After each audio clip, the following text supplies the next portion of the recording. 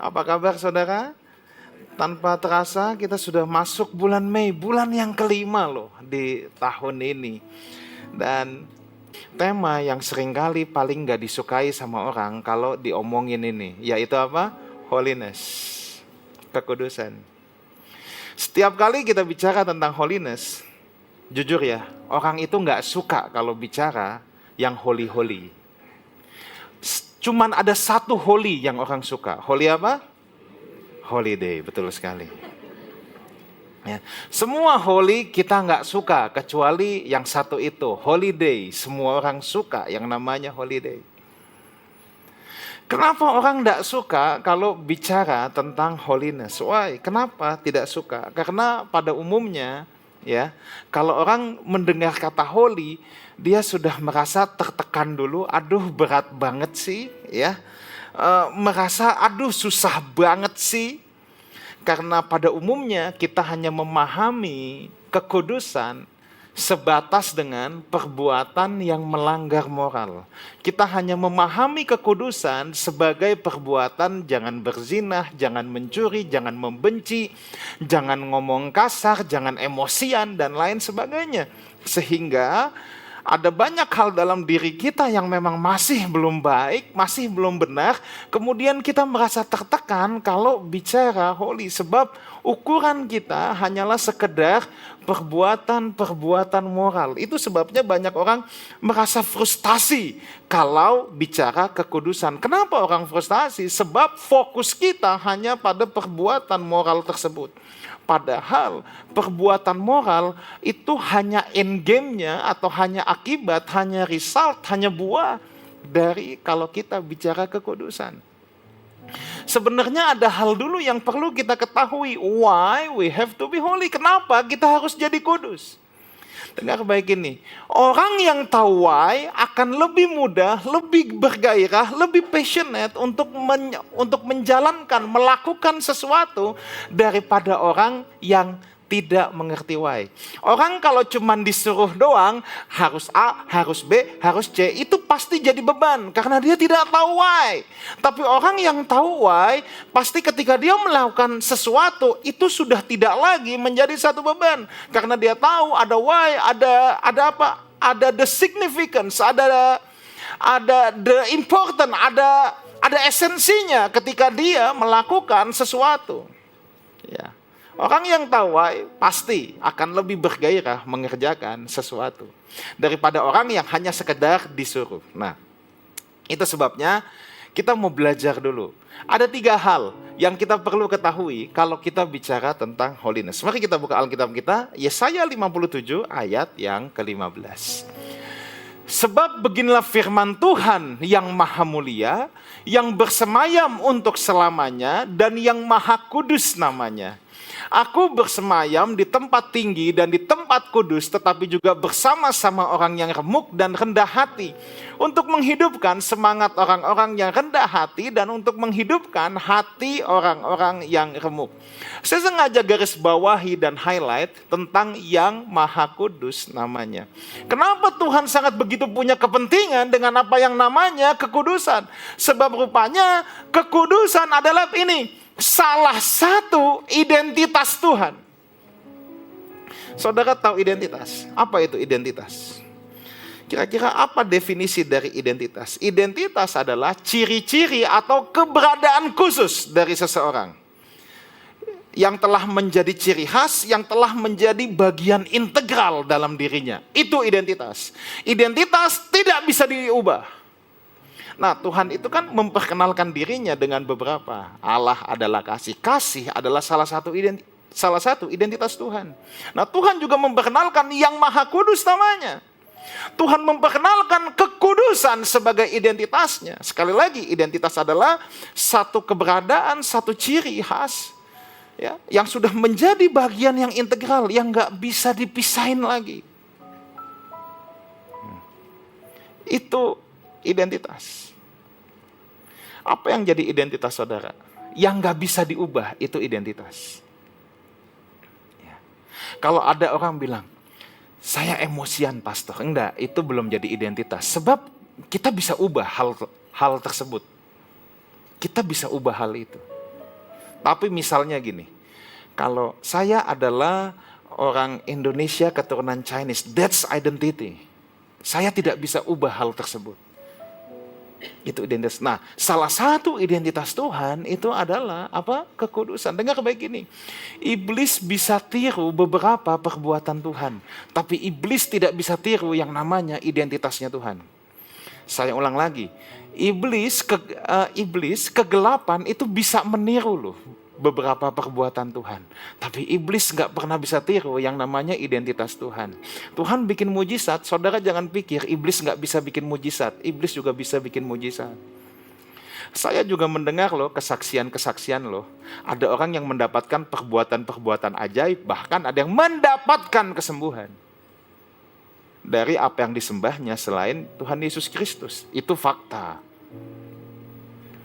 Saudara cuma mau banyak duit, banyak orang yang lebih banyak duit daripada orang Kristen. Dan dia bisa minta di mana saja. Ada yang minta di Gunung Kawi, ada yang minta di tempat lain. Dengar baik, iblis juga bisa memberikan apa yang Tuhan berikan. Banyak hal iblis bisa berikan. Tapi dengar baik ini, apa yang menjadi identitas Tuhan, iblis tidak bisa copy. Makanya gini, iblis nggak bisa kudus. Iblis nggak bisa kasih, sebab itu identitasnya Tuhan. Kalau identitas, iblis tidak bisa tiru. Kalau perbuatan, iblis bisa copy. Soal nanti urusan ada ujungnya, ada apanya, itu urusan belakangan. Tapi yang jelas, kalau perbuatan, iblis memang bisa mengcopy beberapa. Tapi kalau identitas, iblis nggak pernah bisa copy itu. Sebab itu adalah satu ciri khas dari Tuhan. Setan tidak bisa miliki. Nah, sekarang gini. Waktu Tuhan menciptakan manusia, Tuhan ciptakan apa? Segambar dan serupa dengan dirinya. Kitab Mazmur bilang gini, bahkan engkau memahkotai dengan kemuliaan dan hormat. Lihat, Tuhan sejak semula mau sharing dengan manusia. Sharing kemuliaannya, sharing identitasnya. Apa yang ada dalam dirinya, Tuhan juga mau ada dalam diri manusia. Makanya begini, begitu manusia jatuh dalam dosa, lalu keselamatan datang lewat Tuhan Yesus Kristus. Yang Tuhan pulihkan apa? Identitas, Pak. Yohanes 1 ayat 12. Coba kita lihat.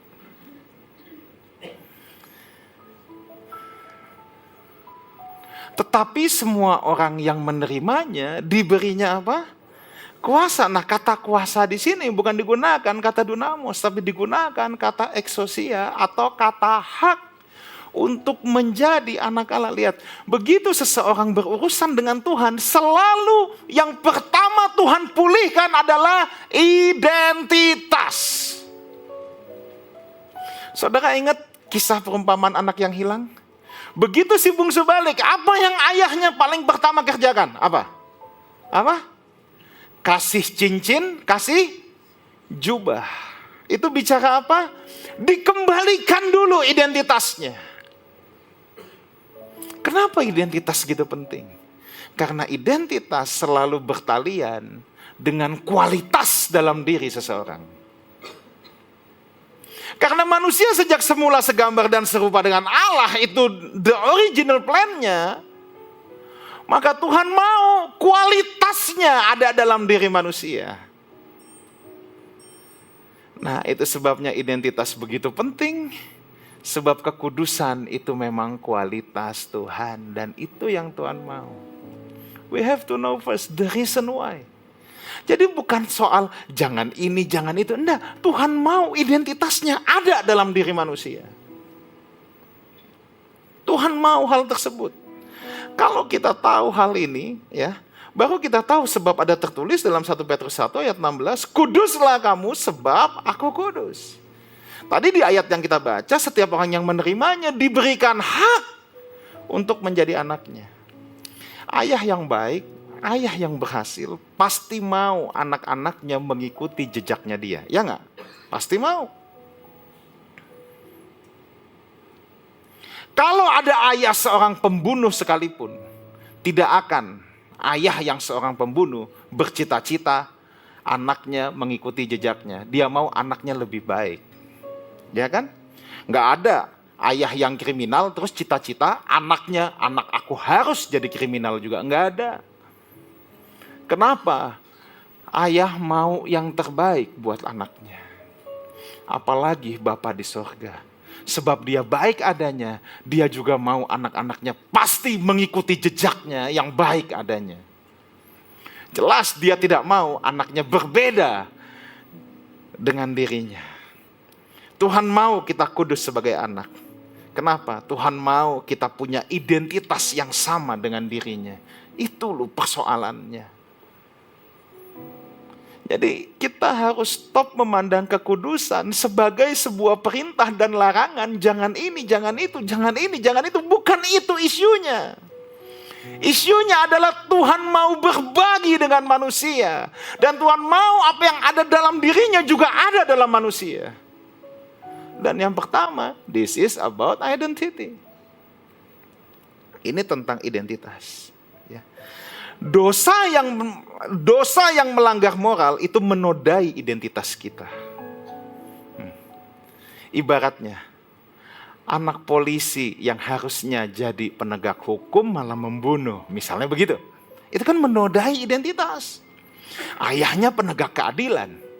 Ayahnya sebenarnya maunya anaknya ikut dong. Tapi kalau anaknya berbuat yang berlawanan itu menodai identitas. Nah, dosa, pelanggaran moral itu menodai identitas. Hal yang kedua, kita lihat. Kudus dari bahasa Ibrani kadosh, dari bahasa Yunani hagios. Dua kata ini sebenarnya tidak ada hubungannya dengan moral, saudara. Nggak ada hubungannya. Dua kata ini bicara tentang dipisahkan, to set apart, dikhususkan, dibedakan. Jadi dua arti ini bicara simply itu, dipisahkan, dibedakan. Arti harafiahnya tidak ada urusannya dengan moral atau pelanggaran moral, enggak. Ini bicara dikhususkan. Kekudusan itu bicara dikhususkan untuk Tuhan. Tuhan tidak bisa dan tidak mau bercampur dengan dosa. Tuhan selalu mau yang spesial. Dan dia juga selalu memberikan yang spesial buat umatnya. Makanya dia selalu memisahkan umatnya. Kenapa? Sebab Tuhan tidak mau umatnya hidup dalam sistem yang sama dengan yang bukan umatnya. Konsep pemisahan ini sebenarnya saudara bisa lihat sejak zaman dahulu, sejak zaman perjanjian lama. Kalau saudara ingat kisah Yusuf. Yusuf jadi Perdana Menteri. Satu kali di tanah di mana ayah dan kakak-kakaknya tinggal mengalami satu bahaya kelaparan sehingga mereka harus mencari gandum.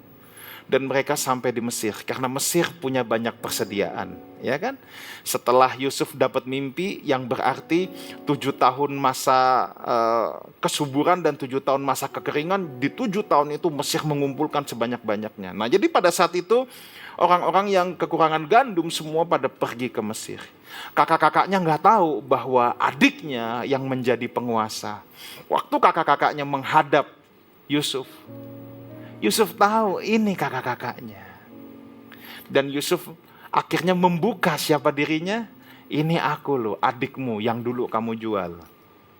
Seketika itu juga kakak-kakaknya gemeteran. Mungkin ada yang ngompol di celana juga, ya. Ketakutan pasti. Karena dulu sudah menjolimi Yusuf. Udah dibully habis-habisan. Benar-benar dijahatin banget. Tapi Yusuf yang sudah dicerahkan oleh Tuhan, yang telah diubahkan hidupnya, Yusuf cuman bilang, "Don't worry my brother," katanya. Ya kan? Aku ada di sini karena Tuhan sudah menyuruh aku mendahului kamu supaya kaum keturunan kita bisa tetap hidup. Saudara lihat ya, orang yang disentuh dengan Tuhan, ya, itu selalu punya cara pandang yang beda. Sekalipun dia dijahatin, yang disimpan itu bukan sakit hati, tapi dia selalu bisa melihat rencana Tuhan di balik penderitaannya. Ya, saya ulang lagi, orang yang sudah disentuh Tuhan itu selalu punya cara pandang beda karena dia melihat dari matanya Tuhan, karena dia melihat dari perspektifnya Tuhan. Ya, kalau orang yang belum disentuh Tuhan pasti lihatnya sebagai dendam, sebagai kebencian. Tapi orang yang udah disentuh Tuhan itu beda. Dia melihat itu sebagai ada rencana Tuhan di balik semua itu. Lalu Yusuf bilang sama kakak-kakaknya, kamu bawa ayah ke sini. Lalu Yusuf menghadap Firaun. Firaun tanya, ini kan orang kepercayaannya. Yusuf minta apapun pasti dikasih. Nah, ini yang menarik kalau yang saya mau cerita tentang dipisahkan ini. Lalu Firaun tanya sama Yusuf, apa yang kamu mau? Lalu Yusuf bicara satu permintaan kepada Firaun. Ada yang tahu? Apa yang Yusuf minta? Ada yang tahu? Bapak Ibu ini mukanya katam Alkitab semua loh. Ada yang tahu apa yang Yusuf minta? Yang Yusuf minta adalah sebuah tanah. Yang namanya apa? Goshen. Pertanyaannya, kenapa Yusuf minta Goshen? Itu pertanyaannya. Kalau saudara perhatikan secara geografis, maka Goshen adalah satu tanah yang terpisah dengan Mesir. Itu dibatasi oleh air, dibatasi oleh sungai. Benar-benar satu tanah yang terpisah. Yusuf tahu persis bahwa dia menyembah Allah Abraham, Ishak dan Yakub, dan ini tidak boleh bercampur dengan bangsa Mesir yang menyembah berhala. Yusuf tahu benar konsep ini. Yusuf tahu betul konsep pemisahan. Dari dulu Tuhan selalu mau umatnya beda. Umatnya beda dalam sistem beda untuk hidup dalam sistem yang lain, umatnya harus tampil beda. Itu yang Tuhan mau. Maka Tuhan bilang jangan jadi serupa dengan dunia ini. Tuhan tidak mau umatnya sama dengan orang-orang yang tidak mengenal Tuhan. Maka kalau orang Kristen menyembah Tuhan, tapi cara hidupnya, cara bicaranya semua sama persis dengan orang yang gak kenal Tuhan, ini patut kita tanda tanya. Kita harus periksa diri kita. Kita ibadah di tempat ini setiap hari Minggu, kita mengaku kita menyembah Tuhan. Tapi kalau sampai cara hidup kita tidak ada bedanya dengan orang yang tidak kenal Tuhan, kita harus bertanyakan diri kita. Sebab sejak semula Tuhan mau ada pemisahan. Bahkan ada salah satu larangan ya, atau salah satu perintah dalam hukum Taurat. Ya. Tuhan bilang gini, kalau saudara dengar perintah ini, mungkin saudara, ini apa sih, kepo banget, hal remeh-temeh gini juga diurusin. Tapi saudara mesti tahu latar belakangnya. Bangsa Israel kan dibilang gini, jangan kamu makan anak lembu bersama dengan susu induknya. Kenapa sampai Tuhan bilang begitu? Anak lembu bersama susu induknya. Gampangnya gini, kalau saudara ke Israel, hampir semua McDonald di situ pasti ada tulisan kosher. Kosher itu halalnya. Ya. Kalau ada tulisan kosher, ada satu menu yang saudara tidak akan bisa temui. Apa? Cheeseburger. Karena larangannya apa? Jangan makan anak lembu bersama susu induknya. Jadi semua produk turunan susu, keju, yogurt, tidak boleh dimakan bareng-bareng sama daging. Keju kan turunan susu. Ini nggak boleh dimakan sama daging. Makanya cheeseburger nggak ada. Mau roti pakai daging, mau roti pakai keju tanpa daging. Oke, nah pertanyaannya tuh gini, kenapa Tuhan ribet banget? Ya kan? Makan cheeseburger aja gue diatur-atur, gitu kan? Enggak. Tapi kalau saudara mundur ke belakang, saudara akan tahu sebab makan anak lembu, anak kambing, anak domba bersama susu induknya itu udah merupakan ciri khas dari penyembahan kepada Dewi Asyera. Dan Tuhan tidak mau sama. Tuhan tidak mau umatnya punya pola hidup yang sama dengan bangsa-bangsa yang tidak kenal Tuhan. Jadi bukan soal resek di cheeseburgernya, enggak. Tuhan mau beda, titik. Tuhan mau beda. Tuhan gak mau kita menghidupi satu pola hidup yang sama dengan orang-orang yang tidak mengenal dirinya. Jadi ada alasan di balik kekudusan itu. Ini bukan soal larangannya, tapi Tuhan mau berbeda, Tuhan mau spesial, Tuhan mau dikhususkan. Dan Tuhan selalu memberikan kepada anak-anaknya hal yang paling istimewa juga, hal yang paling spesial juga. Tapi pernah nggak kita berpikir, kenapa harus dipisahkan? Pernah nggak kita berpikir sampai ke situ, kenapa harus dipisahkan? Let me tell you this. Waktu Musa mendapatkan pertama kali dijumpai oleh Tuhan, dia dapat satu penglihatan atau keajaiban apa? Dia lihat ada api di semak duri, tapi semak durinya tidak terbakar. Tahu kisah itu dong, Bapak Ibu tahu pasti. Lalu coba saudara ingat-ingat, apa kata-kata Tuhan buat Musa? Apa? Ada yang ingat? Lepaskan kasutmu, sebab tanah yang engkau injak adalah kudus, the holy ground. Pertanyaan saya, rasanya tanah itu banyak yang injak deh. Mungkin Musa juga udah berkali-kali lewat tanah itu. Oke, kalau bukan Musa, orang lain juga udah banyak yang lewat tanah itu. Kenapa tanah itu seketika jadi the holy ground? Apa bedanya tanah itu dengan tanah yang lain? Nuh, waktu selesai air bah, dia bangun altar. Pertanyaan saya, apa bedanya batu yang Nuh pakai dengan batu-batu yang lain? Kenapa altar itu jadi begitu penting? Abraham mempersembahkan Ishak, bangun altar. Apa yang membedakan batu yang Abraham pakai untuk membangun altar dengan batu-batu yang lain? Apa yang membedakan? Tapi kenapa sampai Tuhan bilang, copot kasutmu, tanah yang kau injak, that is the holy ground. Tuhan mengulangi ini kepada siapa? Yosua, ya kan? Yosua kan juga pernah digituin kan? Tanggalkan kasutmu. Pertanyaannya, apa yang membedakan tanah itu dengan tanah-tanah yang lain? Kenapa sampai harus dispesialkan? Kenapa sampai harus dipisahkan? Dengar baik ini, sebab semua hal biasa yang Tuhan sentuh akan menjadi luar biasa. Semua ordinary things, kalau disentuh sama Tuhan, pasti jadi extraordinary. Ini bukan soal tanahnya, ini bukan soal batunya, ini soal Tuhan mau sentuh itu. Kenapa hidupmu harus dispesialkan, harus dipisahkan, harus dikhususkan? Sebab Tuhan mau sentuh itu. Tuhan mau pakai itu. Dengar baik ini, kau boleh biasa saja, tapi kalau Tuhan sentuh hidupmu, engkau gak akan jadi biasa lagi. Makanya perlu dipisahkan, makanya perlu dikhususkan. Sebab Tuhan mau pakai itu. Tanahnya sama, tapi kalau ada sentuhan Tuhan, itu jadi luar biasa. Hidupmu boleh biasa, tapi kalau Tuhan mau pakai, kalau Tuhan mau sentuh, itu jadi luar biasa. Tapi Tuhan minta, pisahin dulu. Sebab Tuhan tidak bisa sharing dengan kegelapan. No, there is nonsense. Tuhan tidak akan sharing dengan kegelapan. Ini yang saya bilang, kita harus tahu the reason why. Kekudusan itu bukan nggak boleh ini, kagak boleh itu. Kita capek pasti, karena kita nggak tahu ada apa di balik itu. Tapi kalau kita tahu alasannya, kita akan menikmati hal tersebut.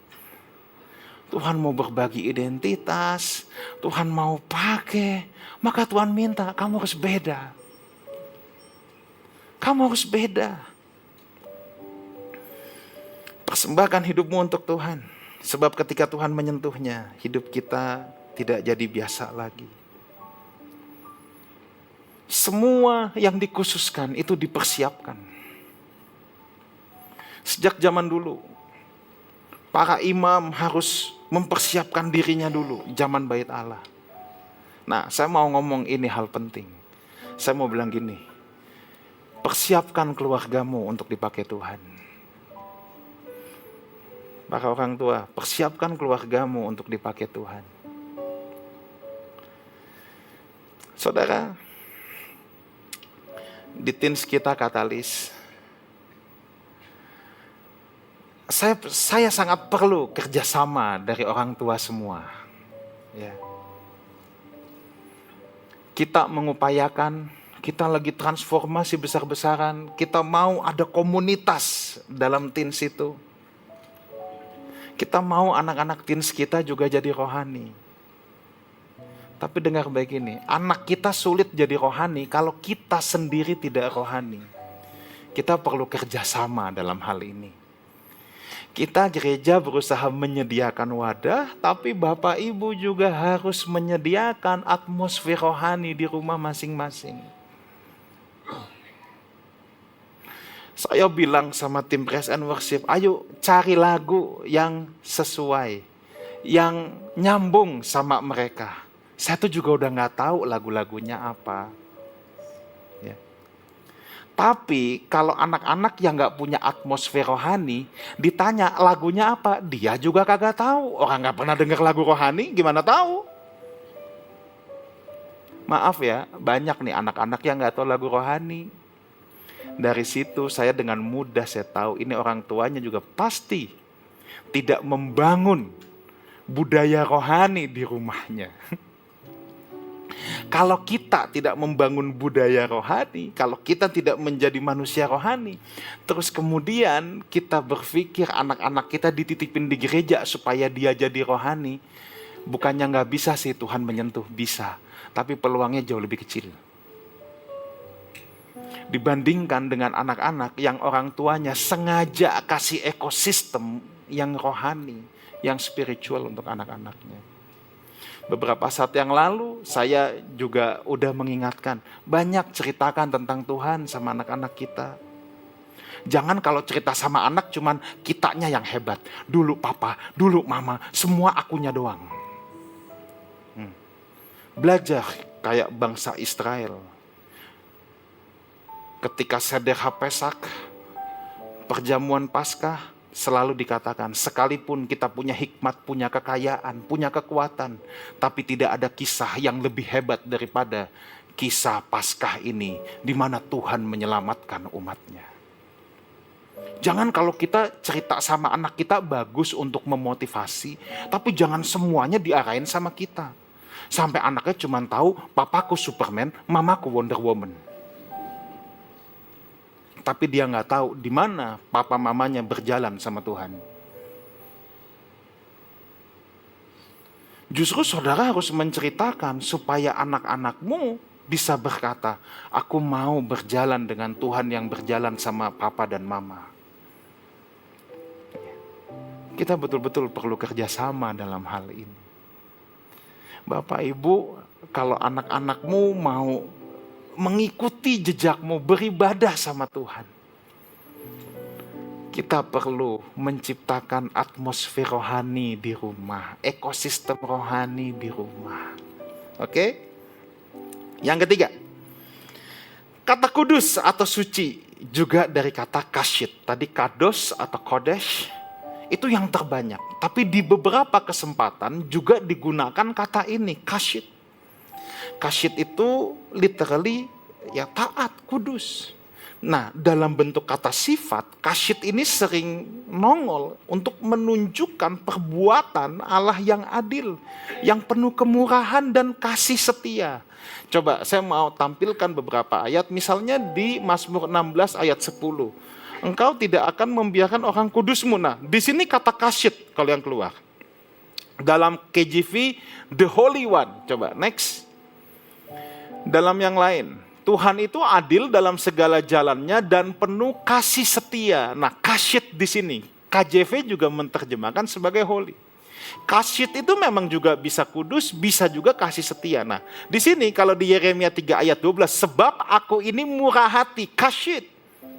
Nah, dalam bahasa Inggris digunakan kata merciful. Nah, signifikansinya apa buat kita? Dengar begini, orang yang berjalan dalam kekudusan Tuhan pasti mencerminkan banyak sifat-sifat Allah juga. Saya ulang lagi, orang yang berjalan dalam kekudusan Tuhan pasti otomatis mencerminkan banyak sifat-sifat Tuhan juga. Dia akan adil, dia akan kasih setia, dia akan merciful, dia akan murah hati. Itu sudah pasti akan mengalir keluar juga kalau dia berjalan dalam kekudusan Tuhan. Sekarang pertanyaannya, bisakah kita kudus? Kalau Tuhan bilang, kuduslah kamu sebab aku kudus, berarti kita bisa kudus. Kita bisa kudus. Karena segala sesuatu yang Tuhan perintahkan, pasti kita bisa menjalaninya. Kita pasti bisa berjalan dalam kekudusan. Kenapa kita bisa berjalan dalam kekudusan? Yang pertama, ada 3 hal juga. Yang pertama, Roh Kudus. Roh Kudus adalah Roh Allah sendiri. Ya. Roh Kudus adalah Roh Allah sendiri. Roh Kudus adalah Roh yang memberi kehidupan. Yang bisa memberi kehidupan yang berkualitas sesuai dengan kekudusan Allah, itu Roh Kudus.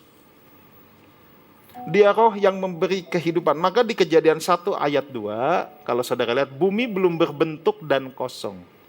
Gelap gulita menutupi samudera raya dan Roh Allah melayang-layang. Merakefet dalam bahasa Ibrani itu satu penggambaran induk unggas yang mengerami.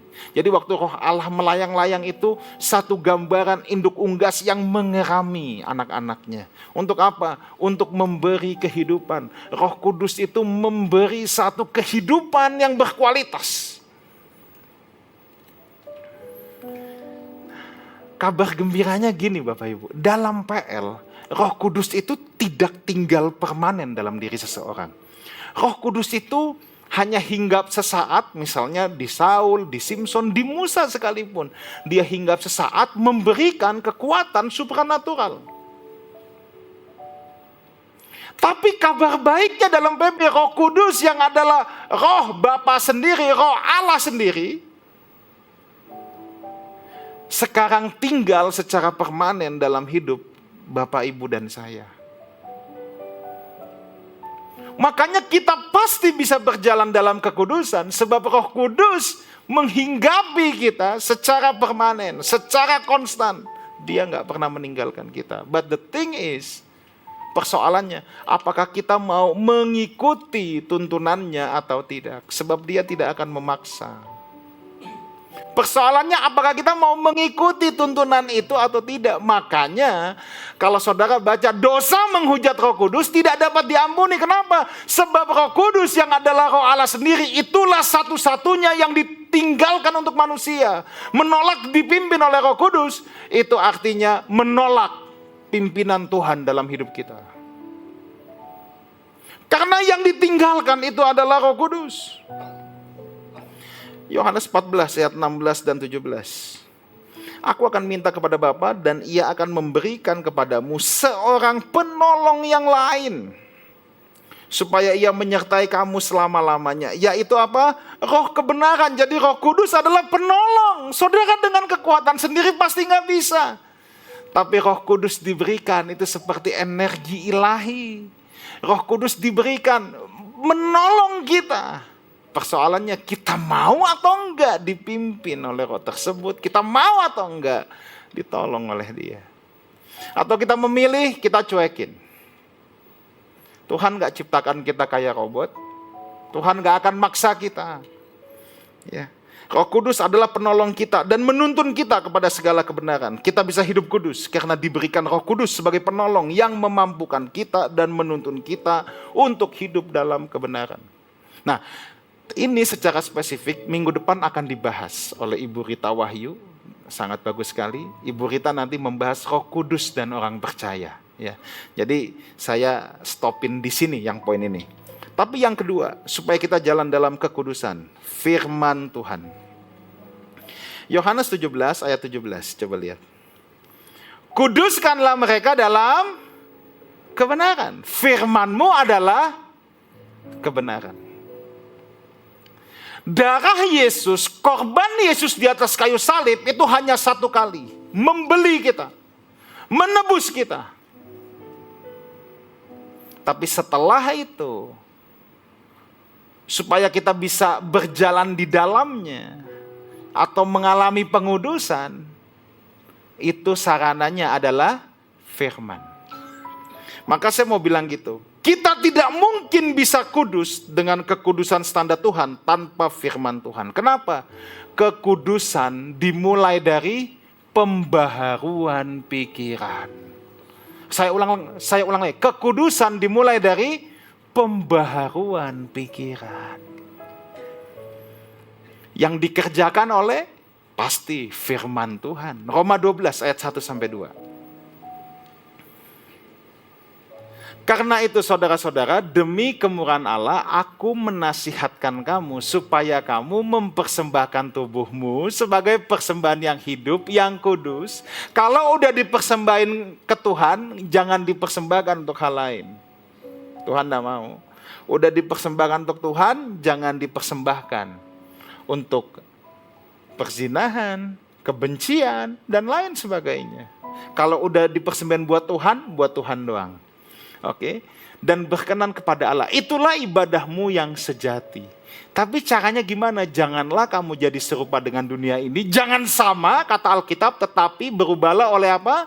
Pembaharuan budi. Jadi semua dimulai dari pembaharuan budi. Pembaharuan budi hanya bisa dikerjakan dengan firman Tuhan. Makanya tadi, kuduskanlah mereka dalam kebenaran. Firman-Mu adalah kebenaran. Sekarang pertanyaannya, apa yang masuk terbanyak dalam pikiran kita? Pikiran kita hanya bisa mengalami pembaharuan budi kalau yang masuk adalah firman Tuhan. Kalau firman Tuhan gak pernah masuk, isinya cuma drakor, dracin, derak-derak yang lain, ya susah. Sebab kita tidak mungkin dalam kekudusan Tuhan tanpa firman Tuhan. Firman Tuhan melakukan pembaharuan pikiran dulu. Jadi yang namanya hidup dalam moralnya Tuhan itu adalah efek yang paling belakang sebenarnya. Tapi sayangnya orang gak tahu depannya, orang hanya liatin yang itunya doang. Jadi merasa berat, kalau kudus itu berat banget, aku kayak tertekan. Nah, kalau kita nggak pernah bersekutu dengan firman, kalau kita tidak menyatu dengan firman, kita tidak mengalami pembaharuan pikiran, sehingga nilai-nilai kita adalah nilai dunia, pasti kita akan merasa kekudusan satu hal yang membosankan, kekudusan adalah satu hal yang menjenuhkan, yang berat, yang sulit. Kenapa? Karena kita belum mengalami pembaharuan pikiran. Tapi kalau kita mengalami pembaharuan pikiran, kita akan berbeda. Cara kita berpikir itu akan sangat mempengaruhi tindakan-tindakan kita. Dan pembaharuan pikiran hanya bisa dikerjakan oleh apa? Oleh firman Tuhan. Jadi kekudusan dimulai dari pembaharuan pikiran yang dikerjakan oleh firman Tuhan. Kita diberikan identitas sebagai anak Allah. Kita dipisahkan untuk dipakai jadi alat kemuliaannya. Terakhir, untuk berjalan dalam kekudusan. Ingat, Tuhan tidak ciptakan kita sebagai robot. Ini bagian kita yang meresponinya. Kolose 3 ayat 5. Karena itu, garis bawah ini, matikanlah dalam dirimu segala sesuatu yang duniawi. Paulus bilang, siapa yang matikan? Siapa yang matikan? Kita. Tuhan sudah kasih Roh Kudus, kasih penolong untuk kita mampu melakukan ini. Tapi kita tetap punya bagian tanggung jawab untuk kita yang matikan. Kalau kita tidak matikan hal ini setiap hari, ini gak bakal mati. Kalau kita gak matiin tiap hari, justru lama-lama jadi gorila dalam hidup kita. Yang akhirnya menguasai hidup kita. Ini bagian kita meresponi, matikanlah. Ayat ke-10. Dan telah apa? Mengenakan apa? Manusia baru terus menerus. Siapa yang harus mengenakan? Kita. This is our part. Ini bagian kita. Untuk mematikan yang lama, mengenakan yang baru. Ini gak bisa pakai doa pendeta. Ya pastor tolong doain. Tumpang tangan gak mempan, tumpang kaki sekalian. Gak bisa. Ini gak perlu didoain pendeta manapun. Ini kita yang perlu untuk mematikan dan mengenakan. Tapi kalau kita nggak mau, kita bilang, emang gua orangnya begini, terus lu mau apa? Ya udah, kagak bakal mati-mati itu. Kagak bakal bisa berubah. Tuhan sudah kasih semua capitalnya. Tuhan sudah kasih cintanya, kasihnya, anugerahnya, kekuatannya, semua sudah Tuhan kasih. Kita yang perlu mengeksekusi. Jangan Tuhan tanggung, eksekusiin sekalian. Enggak bisa begitu. Cara mainnya tidak begitu. Kita yang eksekusi. Tuhan udah kasih semua capitalnya, Tuhan udah kasih modalnya. Itu sebabnya firman Tuhan bilang, kuduslah kamu sebab aku kudus. Amin.